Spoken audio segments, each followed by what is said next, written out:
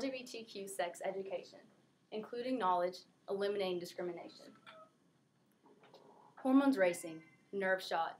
A teacher begins a course that has been depicted many times in movies with bananas and condoms. This point in a child's life is filled with questions. Many of these questions make them feel too uncomfortable to ask an adult. Many of the answers they are given from their peers are false. The factual base of sexual knowledge is obtained through sex education courses. For lesbian, gay, bisexual, transgender, queer, and questioning LGBTQ students, these questions often remain unanswered. According to GLSEN's 2015 National School Climate Survey, a reported 66%, nearly two-thirds of LGBTQ students experienced LGBTQ-related discrimination at school. Identifying as a lesbian and having faced these obstacles personally, I'm not only speaking from facts, but also from my own experiences.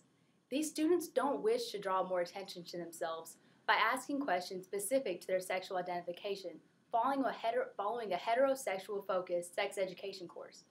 But should we be faced with this dilemma? Why is LGBTQ sex education not included in the courses these children are taking? Why are we allowing this segregation of education to occur? These should not be questions we are asking. The lack of LGBTQ sex education is discriminatory and promotes stigmatization of these students. Having LGBTQ sex education does not promote these activities, but rather aids in the prevention of negative outcomes by providing factual knowledge. Inclusive LGBTQ sex education provides educational, social, and health benefits, which is why I strongly urge you to support this equalization of education through its inclusion within all current sex education curriculum. Every state has an individual regulation for sex education. According to the National Conference of State Legislature, 24 states and the District of Columbia mandate sex education. 12 of those 24 require discussion of sexual orientation, and out of those 12, only 9 require the discussion of sexual orientation to be inclusive. The remaining 3 states require only negative information on sexual orientation be taught. That means that all of the LGBTQ students within at least 15 states are either hearing negative or no information regarding their sexual orientation. Why do these children deserve to face discrimination? The information they are being taught is not only negative, it is also potentially false. The National Conference of State Legislature also states that only 13 states require the information given be medically accurate, and this false information is even sometimes intentional. A PBS article titled 8 States Censor LGBTQ Topics in School, Now a Lawsuit is Challenging That, by Corinne Siegel, brings some of these inaccuracies to light. Siegel writes that Oklahoma State requires by law that AIDS education includes the false claim that engaging in homosexual activity is one of the behaviors primarily responsible for contact with the AIDS virus. Going beyond incorrect medical facts, Siegel writes that some states go against the Supreme Court ruling that deemed laws that criminalize gay sex as unconstitutional. Alabama and the other states maintaining anti-sodomy laws against the federal ruling require that health teachers tell their students that homosexual conduct is a criminal offense. These false claims are not just emotionally damaging upon impact.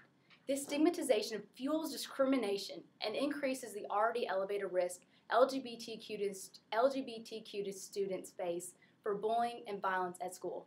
According to GLSEN's 2015 report referenced earlier, LGBTQ students are less likely to attend class and finish high school because of this negative environment.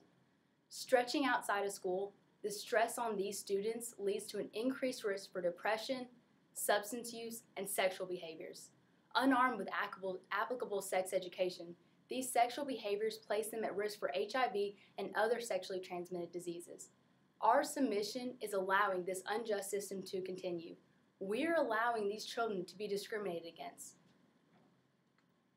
In 2015, GLSEN released a call to action to improve current programs and policies, stating that the lack of comprehensive sex education is putting LGBTQ youth at risk.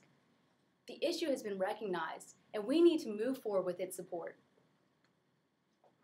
GLSEN's call to action states the following negative outcomes that resulted from the lack of factual LGBTQ sex education. LGBTQ youth are more likely to have multiple partners compared to their heterosexual peers. They are more likely to have sex while under the influence of alcohol or other drugs, more likely to experience dating violence, less likely to use condoms or birth control when they have sex, more likely to contract HIV or other STIs, and more likely to experience teen pregnancy. This is a group identified to be at risk, and we are not providing them with the aid they need. According to the Sexual Education Research and Results by the Advocates for Youth, research has repeatedly found that sexual health education leads to health protection through delaying sex, utilizing condoms or contraception, and being monogamous. Hundreds of studies have shown that if designed and implemented well, sex education can reduce risk behaviors and support positive sexual health outcomes. But why should this reduction of teen pregnancy and sexually transmitted infection rates be limited to heterosexual youth? We know education works. We have the materials to teach them. So why are we not fixing this problem? I recognize teaching comprehensive sex education versus abstinence only until marriage is a debatable topic itself, but that is not the argument I'm presenting. I'm not contending to teach inclusive LGBTQ sex education within every school.